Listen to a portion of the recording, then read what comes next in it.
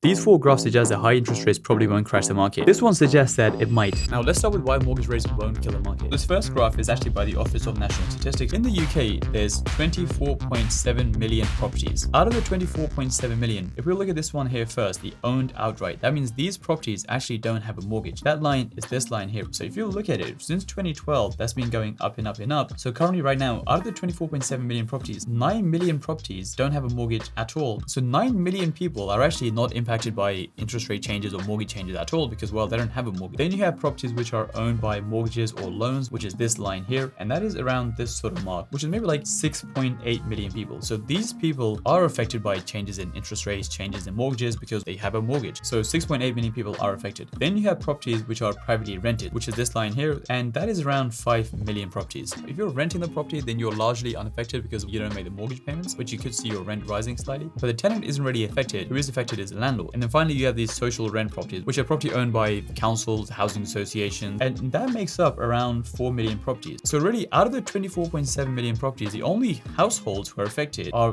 6.8 million households. The rest are either renting, they're in social housing, or they don't even have a mortgage in the first place. And even from these 5 million, we actually don't know how many of these have a mortgage, since a lot of them could be mortgage free. So really only 6.8 million households are affected, and you have some landlords affected as well. And so these two together make up around 11.8 million properties, which is half of the total amount of properties in the country. So that already reduces the problem to some degree. And out of the 11.8 million properties which do have a mortgage, there's actually research done by a consultancy which shows that the top fifth of UK income earners account for almost half the outstanding UK mortgages, who are better placed to withstand rate rises. So out of the 11.8 million properties, 50% of them are owned by people whose salaries are in the top 20% in this country. And so even if rates do change, they're less likely to get impacted compared to someone who's on a much lower salary. So out of the 11.8 million properties which do have a mortgage, check this one out. So this graph shows you the years from 2006 all the way till 2021, and it shows you the proportion of new homeowners' mortgages taken on a fixed rate. So when you get a mortgage, you can either get a fixed rate or a variable rate. Your rate changes whenever the Bank of England base rate changes. So recently what's been happening is that interest rates have been going up. So as they go up, the variable rate mortgages also go up. Whereas if you have a fixed rate, and normally you can get a fixed rate for either 2 years or 5 years, then your rate is locked in for 2 years or 5 years. So it doesn't matter if interest rates and mortgages go up to 4%, 5%, 6%, until your period of 2 or 5 years actually ends, you don't pay a different rate. You stick to that rate. So you're essentially locked in for that time. So in the short term, any changes in the interest rates, they're less likely to affect you since your rate is essentially locked in. So since 2019,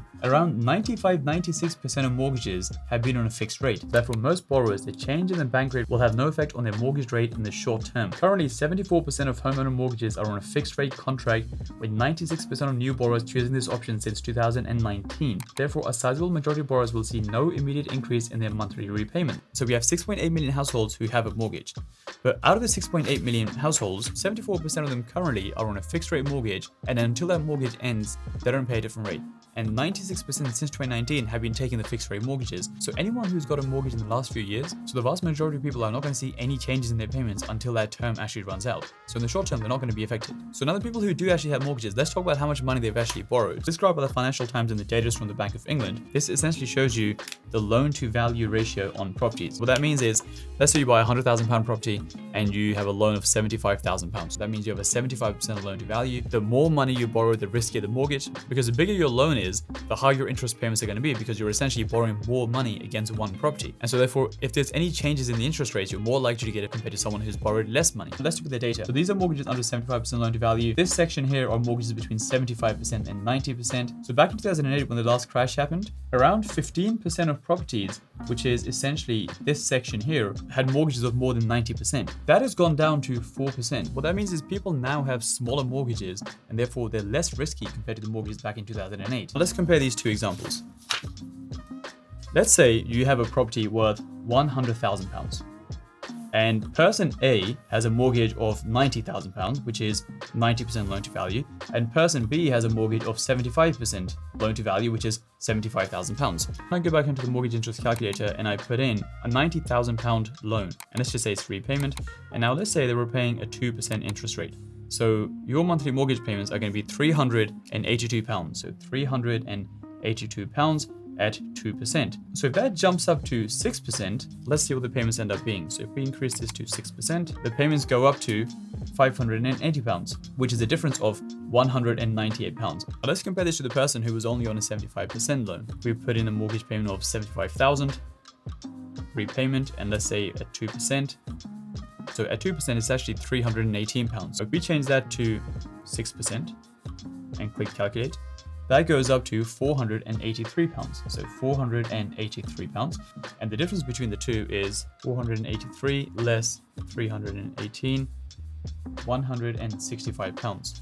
And that is how much your mortgage payments have gone up by. Now in this case, it might not seem significant because the difference is only about £35 per month, but if this loan was bigger, and let's say you had a £200,000 mortgage, £400,000 mortgage, these numbers will start to increase. And so generally, if you have a smaller mortgage, then your payments are going to go up by less. So if interest rates do go up, your payments are not going to increase as much as they are for someone who has a very high loan. And so since 2008, the people with very high loans, i.e. more than 90%, that's been reduced from 15% all the way down to around 4-5%. And so the conclusion is that since the financial crisis, UK mortgages have become less risky. There's less people in the market who've taken very risky loans, who are susceptible to changes in interest rates and changes in mortgages, so they're less likely to get affected and therefore less likely to default on their mortgages. And finally, you have this graph, which is probably the most important. This graph also shows you why mortgage lending has got less risky in the past decade. So again, we start from 2007 all the way to 2022. And then on the y-axis, we just have the proportion of mortgages issued. So now let's look at the big changes. So high loan to value mortgages, which we've already gone through in the previous graph. In 2007, 2008, you had around this many high loan to value mortgages, which has come down to this much here, which is significantly less than what you had before. The other big one, which we've gone through before as well, is a variable rate. So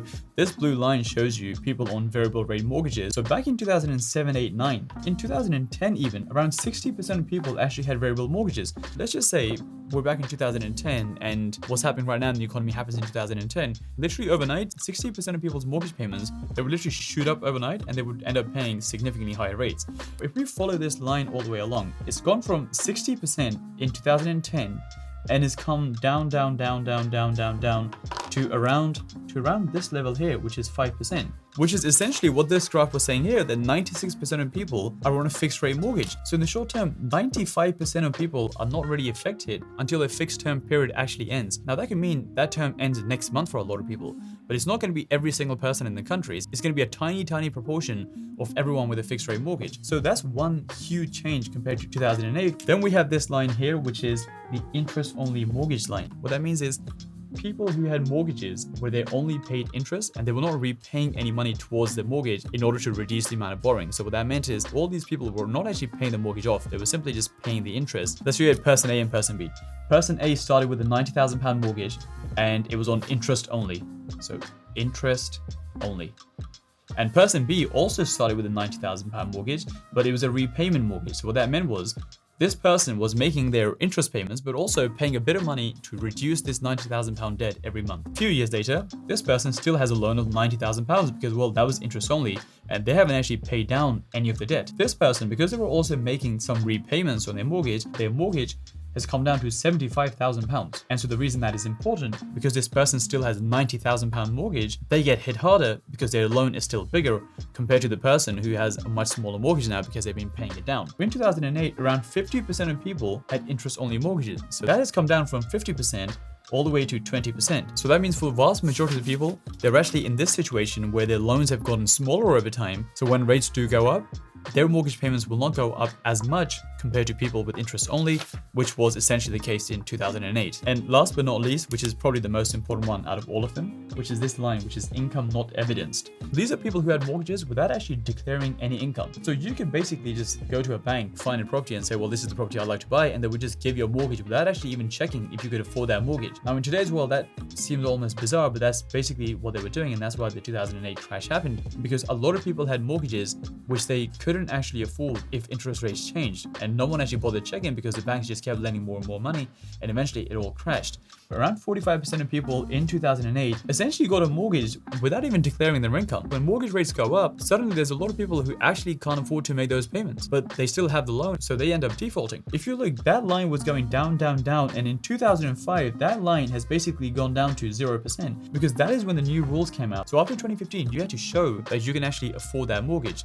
So not only could you afford that mortgage, but afford that mortgage based on a stress test. So if I go back to the mortgage interest calculator, and let's say you were buying a property for £100,000 and you were getting a 75% loan to value mortgage, so your mortgage debt is £75,000 and it's a repayment mortgage, the interest rate is 2%, and then you click calculate. And so your monthly payments are £318 per month. But the bank essentially said, the rate you're getting the mortgage at, that doesn't matter. We want to test that mortgage at a much higher rate, because if rates do go up in the market, we want to make sure you can still afford that mortgage. So even though this person got a 2% mortgage, the bank wanted to make sure they can still make the mortgage payment even if the rate went up to 5.5%. So if I then click 5.5% and click calculate, that mortgage goes up to £461. But just for some added security, not only did they want 5.5%, they actually wanted 5.5% at 125% multiple. So what that means is, if I go on a calculator and I put in 416 and I multiply by 1.25, now the mortgage payments end up being £520 per month. You've taken the 416 and increased it by 25%. So that means after 2015,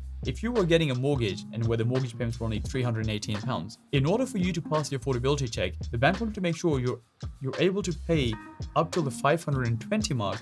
Because let's just say the rates go up, something happens in the market, they want you to make sure you wouldn't just end up defaulting on the mortgage because you can no longer afford it. Therefore, since 2015, the mortgage lending essentially became a lot less risky because the banks were not just giving anyone a loan. When rates do change in the market, and they change very, very quickly, you don't have a situation like 2008 where suddenly everyone starts defaulting because they can't afford the mortgage. The vast majority don't even have a mortgage. The ones who do have a mortgage, they're not impacted in the short term anyway because they're on a fixed rate, they're not on a variable rate. People don't have as many risky loans as they did back in 2008. And most importantly, out of all of them, since 2015, you had a stress test in order to prove that you can actually afford the mortgage even if the rates did go up. And so if you look at all these graphs, all signs lead to the fact that, well, even though interest rates have gone up, which has caused the mortgage rates to go up, in theory, the property market should not crash because it's not as susceptible to changes in the rates as it was back in 2008. But there is one flip side to this, which is this graph here.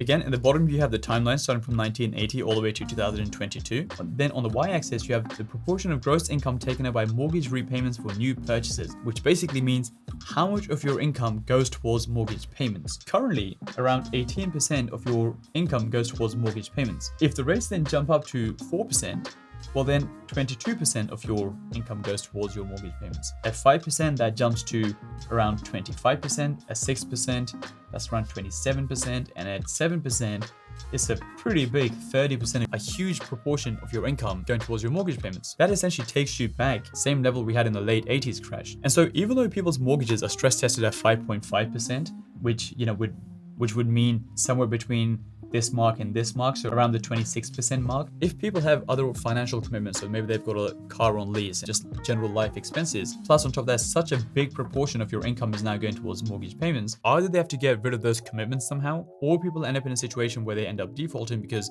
they can't spend that much of their income on mortgage payments and they simply just can't afford it. And that leads to a huge supply of properties in the market, which essentially ends up crashing the housing market. But even though that is true, the data still suggests that for the vast majority of the people, they're actually not going to be impacted at all in the short term. As people's fixed rate mortgages start to end and they start moving to the new higher rates, slowly more and more people will start to see the impact of higher rates and end up being in the situation where such a high proportion of your income is going towards your mortgage. So in the short term, the vast majority are not going to see any impact. And as long as the market can recover quickly, and so more and more people don't have to face the higher rates and end up being in a situation where they potentially might end up defaulting their mortgages, then we shouldn't be in a situation where the housing market crashes and all the prices start to crash. And so as the economy starts to improve, the mortgage brokers are already saying that the fixed rate deals were at their peak and that lenders will start reducing them in the coming weeks after a rebound in the gilt market sparked by the new Chancellor Jeremy Hunt's reversal of many of the tax cuts in the mini budget. Already in the market, we're seeing that the government's cost of borrowing is starting to go down, which would eventually lead to mortgage rates also going down. And so if the government can fix this mess relatively quickly so the vast majority of people are never even impacted by the mortgage rates, then I don't think the housing market will crash necessarily because of the mortgage interest rates. However, if this problem starts to drag on and on and on, and more people are in a situation where their fixed rate mortgages are ending and now they're switching to higher rates and are in a situation where so much more of their income is going towards their mortgage payments, then the situation could get worse. But until that happens, I can't really see the market crashing.